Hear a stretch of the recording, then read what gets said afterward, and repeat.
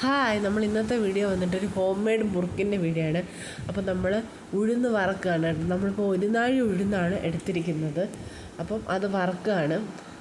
വറുത്ത് ഏകദേശം ഒന്ന് ചുവപ്പ് കളറാകുമ്പോഴത്തേനും നമ്മൾ തീ ഓഫ് ചെയ്യുക. തീ ഓഫ് ചെയ്തിട്ട് കണ്ട നമ്മൾ പൊടിക്കാനായിട്ട് എടുത്ത് വച്ചിരിക്കുന്നതാണ്. അപ്പോൾ നമുക്കൊന്ന് പൊടിച്ചെടുക്കാം. അപ്പോൾ ഉഴുന്ന് നല്ല ഫൈനായിട്ട് പൊടിഞ്ഞിട്ടുണ്ട്. അതിലേക്ക് നമ്മൾ 2 ഗ്ലാസ് അരിപ്പൊടി, അതായത് ഇടിയപ്പത്തിൻ്റെ പൊടി, അതാണ് ചേർക്കുന്നത്. അപ്പോൾ ഉഴുന്ന് നന്നായിട്ട് പൊടിച്ച ശേഷമാണ് ഉഴുന്ന് പൊടിച്ച് വച്ചിരിക്കുകയാണ്. പൊടിച്ച ഉഴുന്നും നമ്മൾ ഇടിയപ്പത്തിൻ്റെ, അതായത് പത്തിരിപ്പൊടി, ഇടിയപ്പപ്പൊടി, ഇത് രണ്ടും പത്തിരിപ്പൊടിയോ ഇടിയപ്പത്തിൻ്റെ പൊടി, അതാണ് നമ്മൾ അരിപ്പൊടിയുടെ പാകം എന്ന് പറയുന്നത്. അപ്പോൾ പൊടിച്ച പൊടി ഇതുപോലെ നന്നായിട്ട് അരിച്ച് നമ്മൾ ഉഴുന്ന് പൊടിയിലേക്ക് ചേർക്കുക.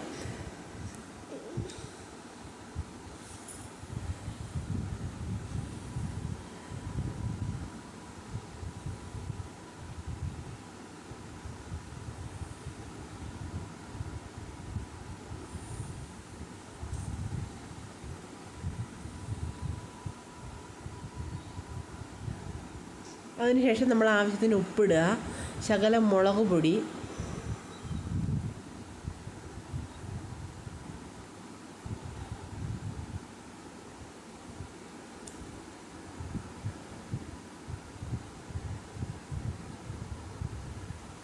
പിന്നെ നല്ല ചെറിയ ജീരകം, ശകലം എള്ള്, ഇതെല്ലാം കൂടെ ചേർത്ത് നന്നായിട്ട് മിക്സ് ചെയ്തെടുക്കുക. എല്ലാം കൂടെ നന്നായിട്ട് മിക്സ് ചെയ്യുക. മിക്സ് ചെയ്ത ശേഷം നമ്മൾ ഇടിയപ്പത്തിന് കുഴച്ചെടുക്കുന്നത് പോലെ കുഴച്ചെടുക്കുക.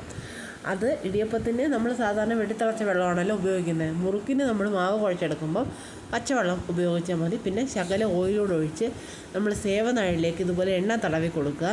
ശേഷം വേണം മാവ് നിറച്ച് നമ്മൾ പീച്ചെടുക്കാനായിട്ട്. പിന്നെ അച്ച് വേണം, നമ്മളെ മുറുക്കിൻ്റെ അച്ചുണ്ടല്ലോ, അതിട്ട് വേണം ഇത് ചെയ്തെടുക്കാനായിട്ട്. ഓക്കെ, അപ്പോൾ നമ്മൾ കുറേശ്ശെ വെള്ളം ഒഴിച്ച് നമുക്കിതുപോലെ ഇടിയപ്പത്തിൻ്റെ കുഴയ്ക്കുന്ന പാകത്തിൽ കുഴച്ചെടുക്കണം. ചൂടുവെള്ളമല്ല, പച്ചവെള്ളമാണ് കേട്ടോ. അപ്പോൾ ഈ വീഡിയോയ്ക്ക് ഒരു പ്രത്യേകതയുണ്ട്. നമ്മൾ മോന് കൊണ്ടുപോകാൻ സ്കൂളിലേക്കുള്ള സ്നാക്സ് ഉണ്ടാക്കുന്ന ഒരു വീഡിയോ ആണിത്.